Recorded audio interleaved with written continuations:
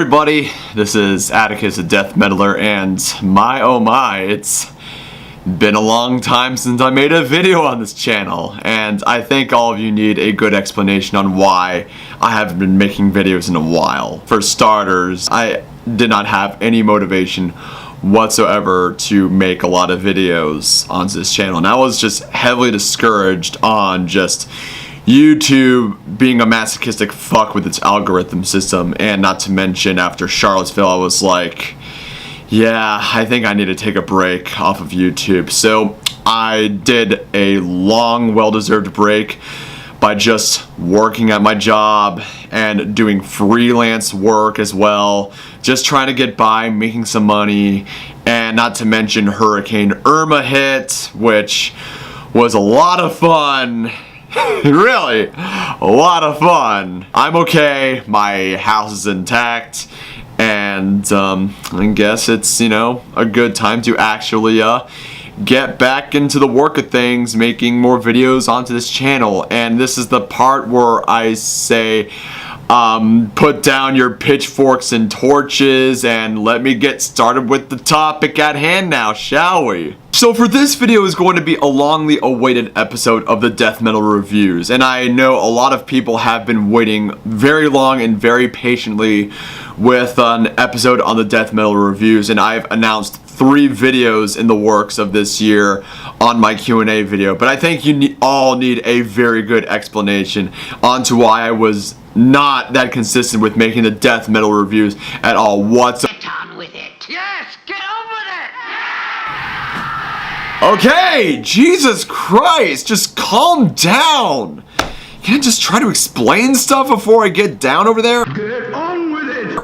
No, I don't think so. I don't think so at all. Fine.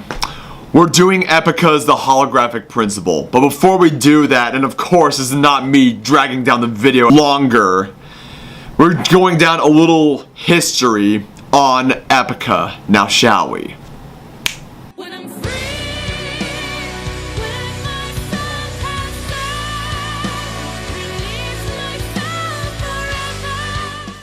In the symphonic metal genre, you have such great acts like Nightwish, Within Temptation, Sirena, and Delane, but they all pale in comparison to the band on this review, Epica.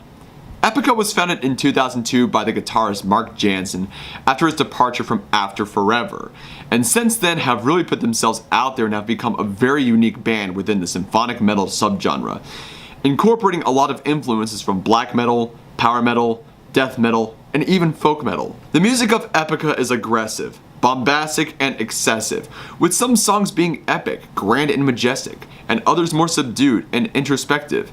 The band is also known to have progressive tendencies, while a gothic atmosphere and sentimentally is also present in their music. Most of their songs center around a lot within reality, the apocalypse, current human conflicts, as well as other troubles that go on with the world. What I most love about this band is how it incorporates the heavenly, angelic vocals of Simone Simmons as well as the ground-trembling growls of Mark Jansen. They both have 2 different vocal styles that really do indeed work, and has worked for them well ever since and put themselves out there on the metal map. And enough about me talking about this band, let us dive down onto the review for The Holographic Principle.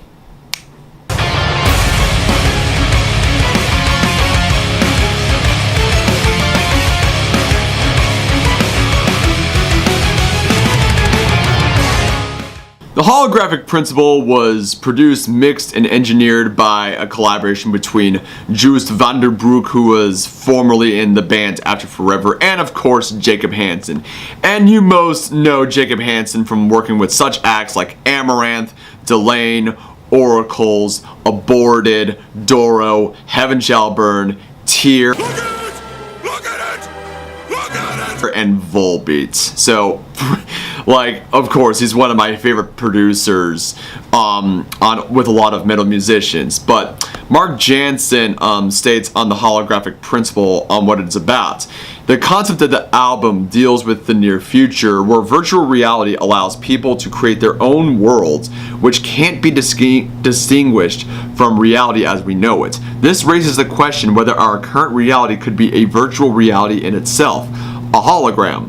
The lyrics challenge you to reconsider everything you took for granted and to be open-minded towards recent revolutions in science. Nothing appears to be what it seems in our holographic universe, which of course, Epica has brought out a lot of, concepts within science, reality, and just, lots of really crazy Inception type stuff, along with just human conflicts and the apocalypse with their earlier stuff. But enough about that, let us get down to the songs now, shall we? The first song on our list is the song Edge of the Blade. Now, Simone states onto the song that the music for this one was written by our guitarist Isaac Delahaye, but the lyrics are mine. I'm singing about self-acceptance and about not concentrating too much on the important things in life. You have to nurture your soul and not focus on being perfect, because who defines perfection anyway? A lot of people are obsessed with their looks these days, but if someone has a good heart, that will always come through. Edge of the blade is another way of saying the tip of the iceberg. It's very dangerous to get wrapped up in important things. Now, the lyrical, how I feel about the song in general and its message, I think I do agree with it, because a lot of us do obsess on our looks instead of just, what focuses on us being a good person and stuff. I mean, don't get me wrong, I do care about my looks, but I also do care that, I'm a good person inside and out. None of us are perfect, but we try to be as perfect as we possibly can. Now, how I feel about the song sounds like two Epica songs mashed together. Never Enough from The Divine Conspiracy,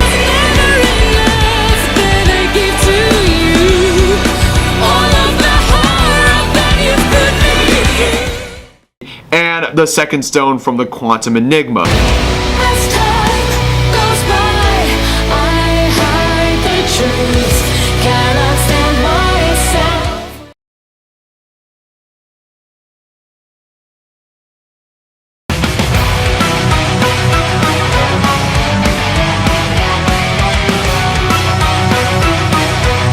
Time to break through. Your words are soaring high. They are distant.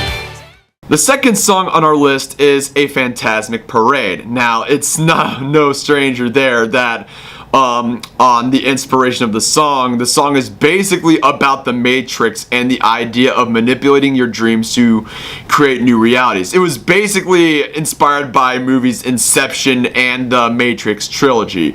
But how I feel about the song, it feels pretty goddamn epic. When I first heard the song, it made me think of couple of things. It made me think of when the Rohirrim came over to the Pelennor fields in Return of the King and, made that grand entrance with the sun behind their backs. And it also makes me think of the resurrection of Jesus Christ. Yeah, I know, I'm bringing Jesus over there. Jesus Christ is my personal Lord and Savior, I swear! Not too late for that now! And it also makes me think of when a king is beginning his coronation. I am the king.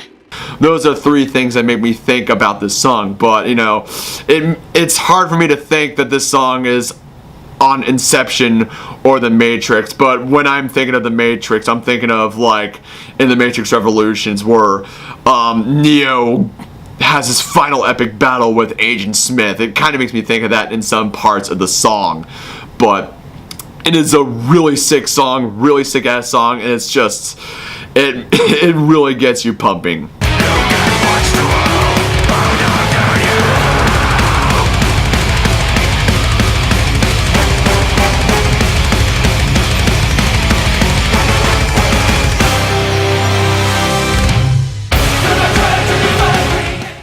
The next song on our list is one of my favorite songs off of the album, Universal Death Squad. The song states that The lyrics of the Universal Death Squad are about robots who decide they want to kill. That is artificial intelligence that's programmed to fight in wars without anyone having to push a button. Mark Jansen said in an interview, "There have been many science fiction movies about robots who can think for themselves, but now it's really happening. If you can put emotions into robots and create sentient artificial intelligence, what is the difference between a robot and a human? And what if we're all robots but just don't know it?" And I think it's a pretty good question that Mark Jansen stated, and the concept, as every year goes by, we're getting closer into creating an artificial intelligence, robots that can actually think for themselves.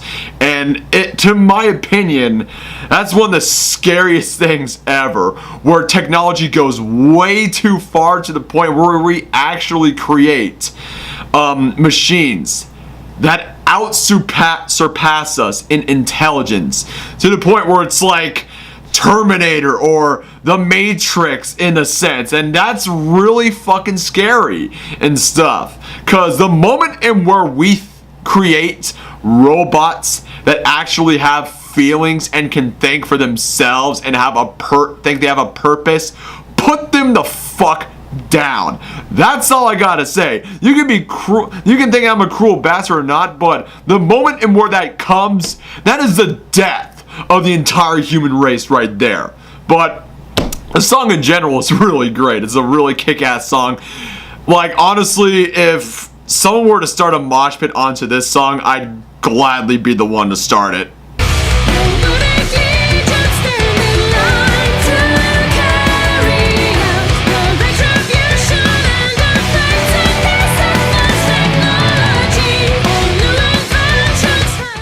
The next song on the list is the song Beyond the Matrix.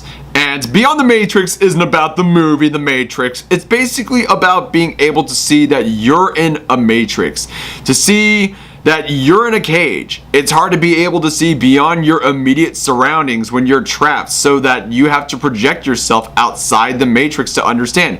Musically, the song has quite a simple structure and the catchiest chorus, but the middle is completely wild. And I will agree, it's a pretty groovy parts in some of the songs, but I like this one part where it feels absolutely calm in a sense. But it's a song that has many emotional feelings with that song in general, and you know, it's a song that, you know, gets you all pumped up and motivated and stuff. And I really like, you know, the song's, you know, tone and stuff. It changes a lot in some areas. It has some pumpy feeling. It has, you know, very calm, catchy stuff. And it's just a really good song in general, to say the least.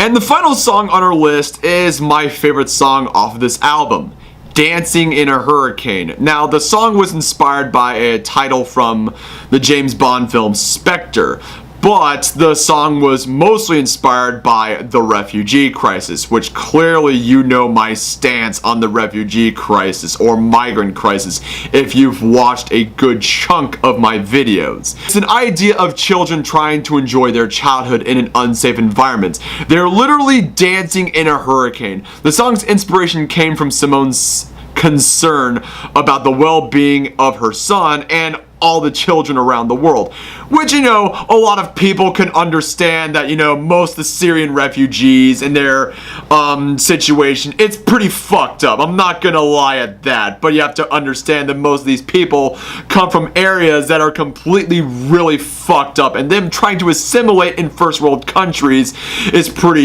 it's pretty much near almost impossible, to say the least. I mean, in truth, all of us really want to just live our lives and just try to live in a place where we're not being fucked up by everything in a sense.